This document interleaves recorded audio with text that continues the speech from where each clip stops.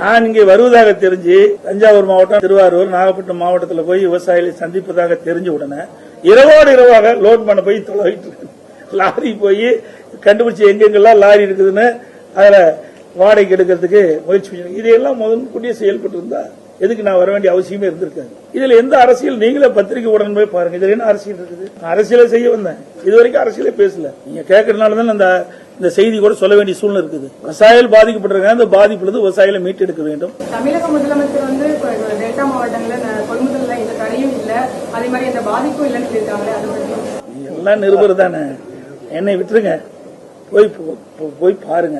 மீண்டும் நீங்க வந்தீங்களா? நீங்க எந்த பத்திரிக்கை நீங்க வந்தீங்களா? நான் இருக்கும்போது வந்தீங்களா? தண்ணீர் விட்டு அழுதாங்களா ஒரு அம்மா, இதுக்கு என்ன முதலமைச்சர் பதில் சொல்லுவாரு? நியாயமா நடுநிலையோட போடுங்க, நான் எனக்காக நீங்க போடவே வேணும். அந்த அம்மா என்ன கண்ணீர் விட்டு அழுது, என்னுடைய நகையெல்லாம் வித்து சில அடமானம் வச்சு நான் முதலீடு செஞ்சு இந்த நெல்மணிகளை பூச்சி வச்சு 20 நாள் ஆகுது, எல்லாம் முளைச்சு போச்சு, என்ன செய்வது என்று தெரியல, அந்த அம்மா கதறுது. இதுதான் நீங்க ஊடகத்திலையும் பத்திரிகையிலும் போடணும். இதுதான் முதலமைச்சர் செய்தி.